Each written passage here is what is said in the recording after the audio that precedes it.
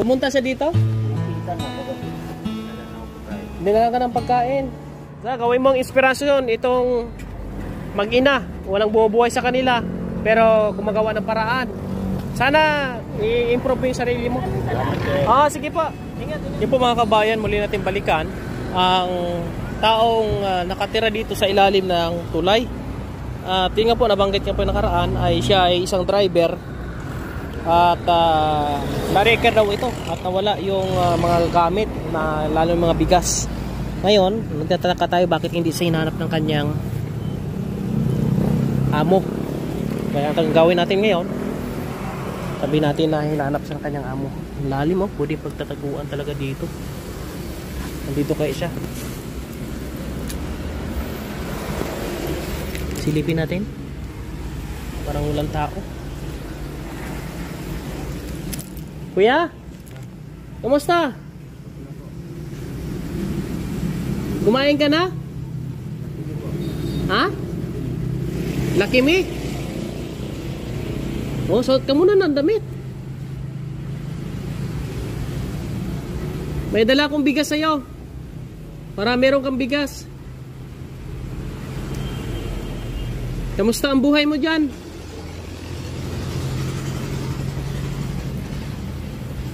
Pumunta dito yung kaibigan mo? Pumunta siya dito? Yung pinsan niya kagabi. Dinala na ako pagkain. Dinala ka ng pagkain. Yung pa yan. Ano nga uling pangalan mo? G Dito. Magsaysay? Alam mo ba na maraming nakakita din sa'yo? Then sinabi mo nakaraan ikaw ay driver. Alam mo ba na may naghahanap sa'yo? Wala naman.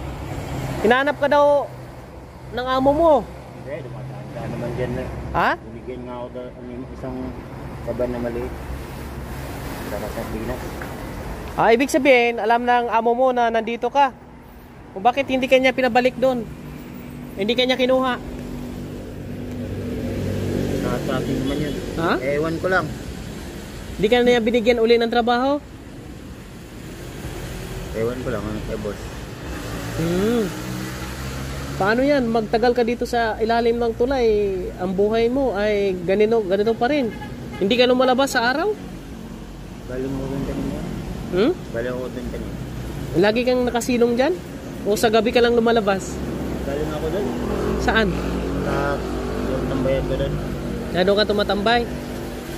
Tapos naka 50 ako nang bumili ako ng Nangingi ka ng ano? bumili ako ng lapin. Ganda ng mga balat mo, napansin ako kuya. Makinis yung balat mo. Hindi naman nagbilad eh. Ha? Hindi naman nagbilad. I see. Hindi ka naman nagtatago dito. Wala ka naman pinagtaguan. Okay. Andito ako para alalay sa'yo. Mag-alalay ako sa pagkain lang. No, para meron kang pagkain. Pero mas maganda sa akin lang naman, payo ko. Mas maganda na maghanap ka ng trabaho. Kasi ilang taon ka na ngayon? 30 ka pa lang? 34. 35 ako nitong December. Uy, birthday mo ngayong December. Magkaedad pala tayo. Ako ay 35 na rin. 35. Oo. Ano pa ba yung ibang alam mo na trabaho? Construction pa. Construction. Di ba yung kasama nung punta kami nung nakaraan dito, kilala ko yun eh. Kaibigan ko yun. Nasa construction siya nagtatrabaho. Ang sabi niya sa akin, tutulungan kanya na makapasok sa construction, kaya lang ikaw daw ay ayaw mo. Okay, naghanap ng maraming ID. Ganon talaga yun. Kailangan talaga yun na meron kang ID, mga clearance. Abot ang libo. Kukuha ka ng mga ID mo, may nga ID ka dyan na dala? Wala, yung isa binigay ko dun sa sekretary ng bigas. Nasa kanila. Kahit anong dokumento, wala kang dala? Wala, nandun sa kanila. Nasa kanila? Yung pinagtrabahoan mo dati? Hindi mo kinuha? Hindi. Nasa kanila, yung kinuha nila. Dapat kinuha mo kasi magagamit mo yun pag apply ka ng trabaho. Paano ngayon? Wala ka ng ID dyan, hindi ka maka-apply. Tapos lisensya ko, inano ko sa ano, expressway na sa expressway. Ang lisensya mo nasa Expressway. expressway. Tinikitan ka? Pinano ko doon para ma-hold yung tracking. Ha? Pinasa ko doon para ma-hold yung tracking. Pinasa mo yung lisensya mo sa expressway para ma-hold yung tracking? Bakit ma-hold yung tracking? Di ba na-rate kayo? Oo. So, parang pinapalo-up kanila para matulong. Naguguluhan ako. So, pinasa ko doon yung sa kaibigan ko na ano, yung nagana sa expressway. Binigay mo sa kanya yung lisensya mo? Para ano, follow up. Para i-follow up nyo I-follow up yung na-rate kayo yung truck. Di ba ang magpapalo up dapat niyan yung boss mo? Hindi ikaw? Maglaki eh, dahil diyan ako lang eh. Tinawakan ko doon eh, busy pa daw eh. Hindi. Ang mangyayari ito ngayon, dito ka na lang talaga, habang buhay ka dito. Wala kang balak umuwi sa inyo kasi may mga nagsabi naman na galing sa Maynila, may diretso na papuntang Zamboanga, barko. Gusto mong umuwi sa ano? Sa Zamboanga, masayaan kita. Ihatid kita doon sa barko, pasakayin kita ng barko. Ako kukuha ang ticket mo.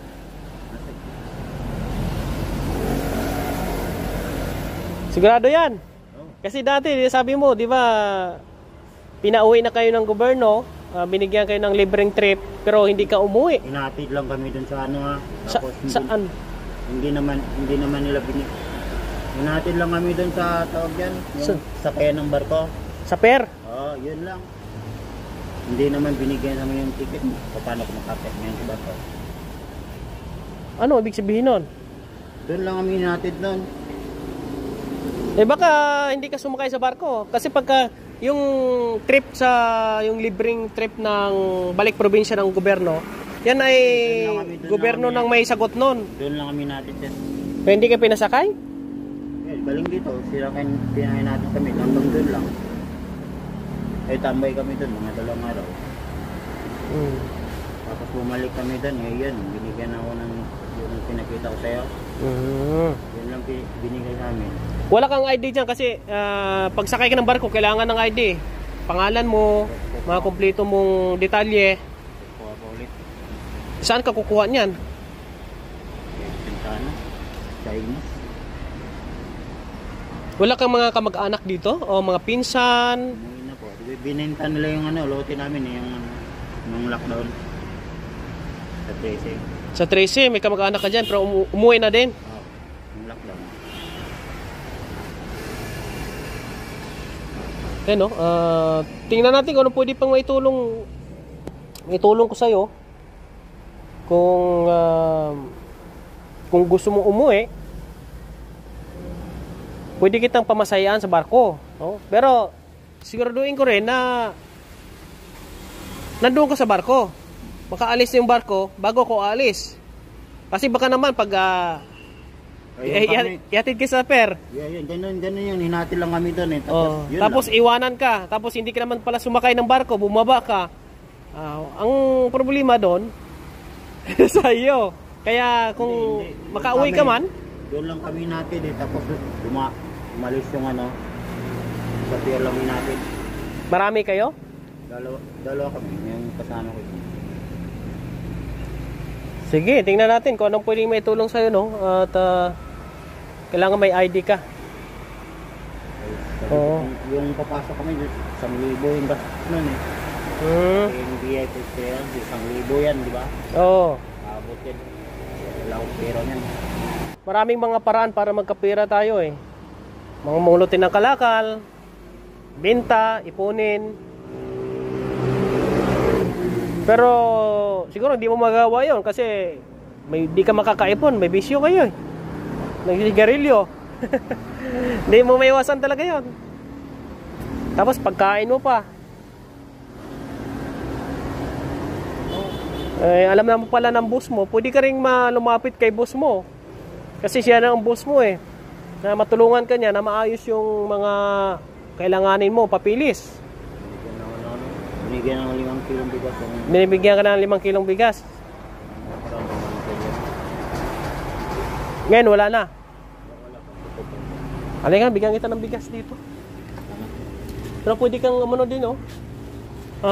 Ganda pala yung ano, no? Taguan? Bumasok ka na dyan? Yung mula hanggang dito yung bigas. Ha? Buti di ka naanod. Dito lang ako napunod. Yeah! Ito, mga kababayan, oh. Bigyan na rito ng bigas. Meron sa makain. May dala akong bigas dito. Marami ito eh. Pambigay-bigay ko sa mga ilangan. Open. Oh. Lika dito. Salamat, sir. Dalawahin ko na para matagal mo maubos, ha. Huwag mo ibinta. Sigurado. Ito, alalay ko sa'yo para meron kang bigas. Si ate. Oh, te! Halika dito. Halika. May nakita ko ditong nangangalakal. Nangangalakal si ate, oh. Oh. Tingnan mo si ate, babae. Na nangangalakal. No? Ikaw, pwede ka rin gumawa ng ganyan. Mamumulot ka ng kalakal para may ibenta, bili ng bigas. Makaipon ka ng pera. Oh, dumaan lang si ate, mabibigyan ko rin si ate. Oh, kahit isang bags lang. Oh. Ha? Si kuya, nakakatira sa ilalim ng tulay. Hindi nangangalakal, hindi gumagawa ng paraan. Sana tularan mo siya, ha? Oh, kasama pa niyang anak niya, oh. Wala nang bumubuhay sa inyo? Oh, patay ng asawa. Pero nagpapala ka pang mag-asawa, te? Sige, susunod madaanan kita at matulungan pa kita. Kuya, gawin mong inspirasyon itong mag-ina. Walang bumubuhay sa kanila, pero gumagawa ng paraan. Ikaw, sana mag-isip ka rin, i-improve yung sarili mo. Sige. Sige po. Ingat, ingat. Sige, sige. Para may pagkain ka. Yan po mga kababayan. At hindi natin pwedeng bigyan ng pera ito kasi gamitin lang kung saan po mga kababayan. At yun, dumaan si ate. Kaya sabi ko nga gawin niyang inspirasyon si ate, no? Kasama pa yung anak sa pangangalakal. Yan, maraming salamat po. Abangan nyo po yung iba nating update. At tuloy-tuloy po ang ating ginagawang mission sa abot po ng ating kakayahan po mga kababayan. Mabuhay! Mabuhay kayong lahat. Shoutout sa ating mga followers and subscribers, mga OFW nating kababayan. At siyempre sa ating mga kaibigan, no, sa buong team Kalingap. So una po ni Kuya Val Santos Matubang. Maraming salamat. Kay Ate Rosalinda Hupero. Maraming salamat. Ganon din po, no, kay ating Menda Lacso. Maraming salamat kay Atina Sam. Ate, maraming salamat din po sa panggasolina. Hi, shoutout! Nagsasaing kayo dyan?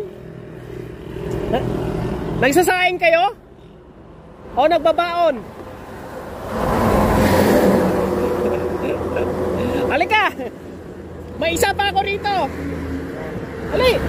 Bigyan natin ng bigas to. Nangingin ng bigas itong mga... Oh! Bakit ikaw sumisigaw? Bakit ka sumisigaw? Ano pangalan natin? Rhea. Ayun ko, ang ganda ni Ate Rhea. O, sa'yo na yan. Sumisigaw ka eh. Ingat, ingat. Ingat sa pagtawid.